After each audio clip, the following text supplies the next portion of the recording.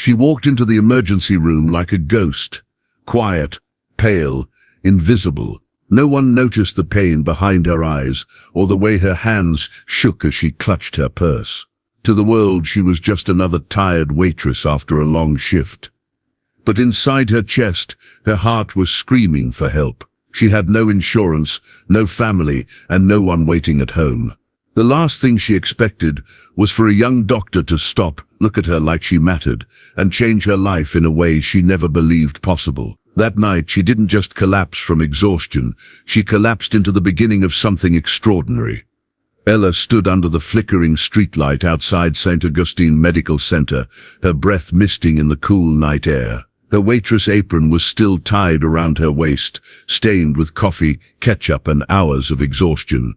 Her sneakers were soaked from the puddle she stepped through on the way here, her legs aching from a double shift that had stretched well beyond midnight. She didn't want to be here, not because she didn't need help, but because walking into a hospital meant admitting she couldn't handle it on her own anymore. She had always pushed through pain, hunger, fear. Tonight, though, something had changed. Her heart had started racing an hour into her last shift, and it hadn't slowed down since. Her hands wouldn't stop trembling. Her chest felt like someone was squeezing the breath from her. But still, she stayed. She served tables. She smiled. She said, "Have a good night" to strangers, while her own body was begging her to sit, to breathe, to rest. When she finally punched out and stepped into the night, the world spun. It wasn't dizziness. It was detachment, like her body was trying to float away. She debated for 10 long minutes at the bus stop, watching taxis pass, thinking of all the reasons not to go to the hospital. No insurance, no money, no one to call. The ER was her last option, and even then, it felt like defeat. As she entered the automatic sliding doors, the bright fluorescent lights made her squint. The antiseptic smell hit her instantly, sharp and cold like a slap. A receptionist sat behind the front desk, typing without looking up. Ella shuffled forward, her voice soft, uncertain. I think I need to see someone." The woman barely glanced up. "Name? Ella Brooks. Date of birth?" Ella gave it. The receptionist nodded, gesturing toward a row of hard plastic chairs. "Have a seat. Someone will call you." Ella turned and sat, gripping her purse tightly in her lap. She tried to control her breathing, but her body had other plans. Her fingers twitched. Her foot tapped the floor in a jittery rhythm. The other patients in the waiting room, an old man coughing into a blanket, a boy with a bandaged forehead, a young couple whispering urgently, were wrapped in their own crises. No one noticed her. She looked like she didn't belong, like maybe she just wandered in off the street. 30 minutes passed. An hour. Her heart pounded like a war drum. The spinning returned. Her throat felt tight, but still she said nothing. Still she waited. And then he appeared. A tall figure in a white coat stepped out from behind the double doors, clipboard in hand. His eyes scanned the room briefly, but when he saw her, they paused. Deep brown eyes, calm but alert. He noticed her pale face, the way she clutched her chest with one hand and her purse with the other. He walked over. "Miss," he said gently, "are you all right?" Ella looked up, startled. She opened her mouth to respond, but the words caught. She wanted to say she was fine, that she didn't want to be a burden, but her voice cracked before she could lie. "Yeah, I was," all she managed. Her vision blurred, her head tilted back, and before she could finish the sentence, her body gave out. He caught her before she hit the floor. "Nurse," he shouted, as her limp form rested in his arms. The room sprang to life with motion. A gurney appeared. Someone checked her vitals. He never let go of her hand. And just like that, a nervous, exhausted waitress, who had walked in alone, was no longer invisible. Ella awoke to the faint beeping of monitors and the gentle hum of fluorescent lights overhead. Her body felt strangely light, like the world was holding her up for once instead of dragging her down. The room was quiet, except for the soft murmur of nurses at the station outside, and her first instinct was to sit up, but the wires and IV lines pulled her back. Her breath caught in her throat. Panic surged again until a calm voice cut through. "You're okay, you fainted. Mild arrhythmia, probably stress-related." She turned her head slowly and saw him. Dr. Marcus Ellison, the same young doctor who caught her before the floor did. He was seated beside her bed, clipboard in hand, brows slightly furrowed, but not in worry, more like curiosity, like she was a puzzle he wanted to understand, not just fix. "Do you remember collapsing?" he asked. Ella nodded, her throat too dry to speak. She tried to gather her thoughts, but they scattered like ashes in wind. She was lying in a hospital bed, tubes in her arm, machines tracking her heartbeat. The very thing she feared, helplessness, dependency. She blinked back the embarrassment. "I'm sorry," she finally whispered. "For what?" he asked, leaning in. "For this, for causing trouble. I shouldn't even be here. I just got lightheaded. I should have just gone home." Marcus studied her face, the defensive curl in her shoulders, the habitual apology embedded in her voice. "You didn't cause trouble. Your body asked for help. You listened. That's what's supposed to happen." Ella turned her head away. "I don't have insurance.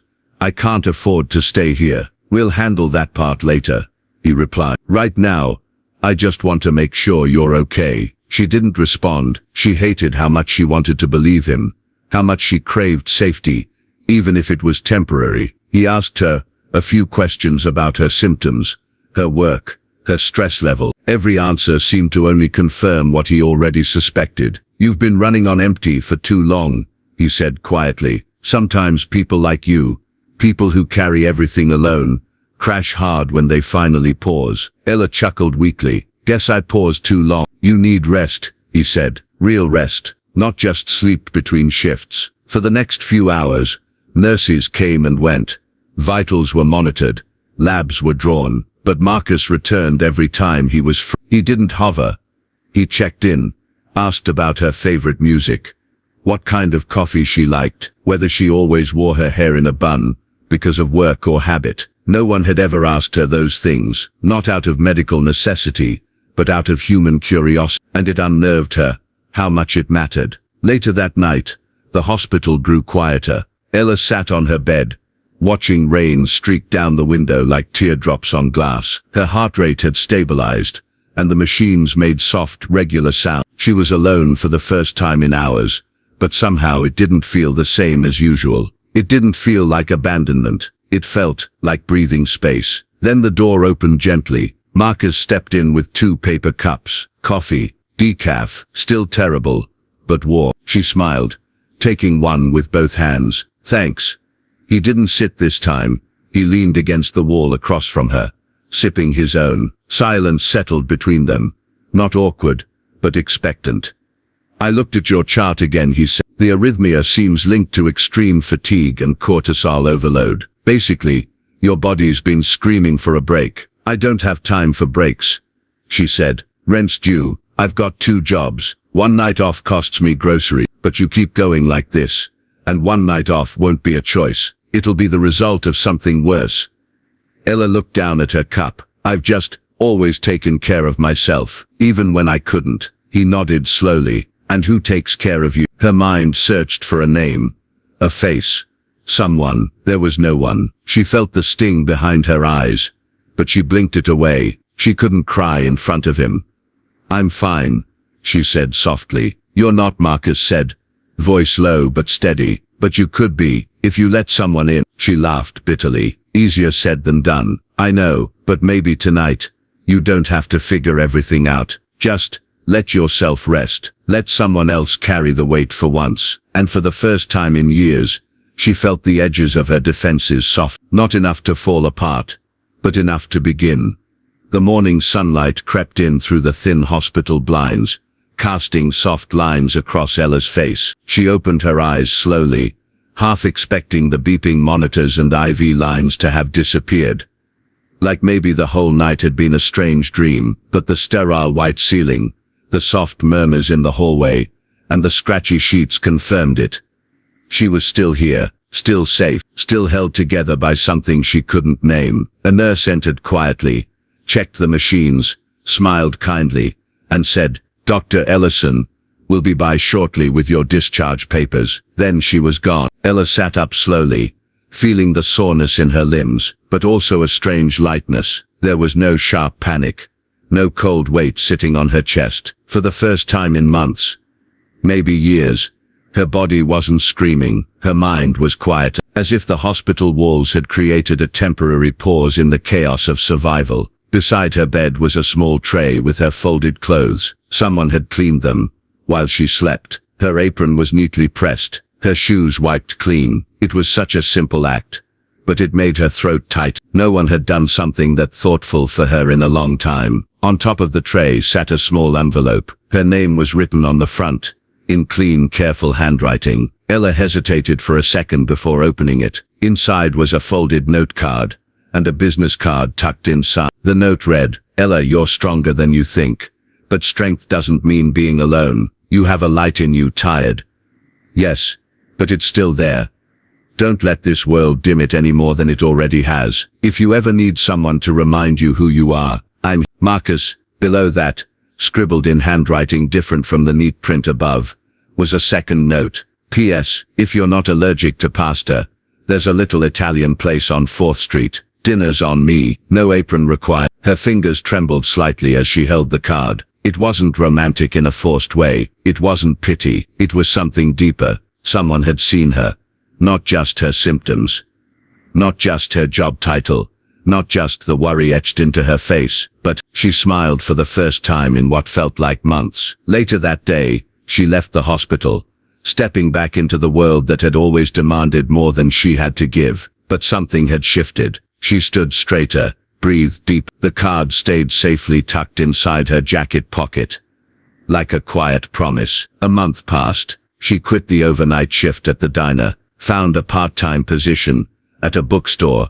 A little less money, but a lot more peace. She started drawing again, little things at first. A sketch of her mother from memory, flowers on the corner of a receipt, pages filled with light and color, instead of bills and to-do lists. Every night she would pull the card out and stare at it. Sometimes she laughed, sometimes she cried, but she never threw it away. And then, on a Friday evening, just after sunset, she stood outside a cozy Italian restaurant on 4th Street. Her hands were cold, and she was seconds from turning around. But then the door opened, and there he was, Marcus. He stood as soon as he saw her. No lab coat this time, just a simple shirt, warm eyes, and a nervous smile. The kind of smile that says you showed up and that means everything. Ella stepped inside, not sure what the night would bring, but for once, she wasn't thinking about how much the meal cost or whether she had to clock in early the next morning. She was thinking about how life, messy and unpredictable as it was, sometimes handed you exactly who you needed when you least expected it. And as she sat down across from him, their eyes meeting again in that quiet electric way, she realized she hadn't just walked into an ER that night. She'd walked into a new chapter, one where maybe, just maybe, she didn't have to heal alone anymore.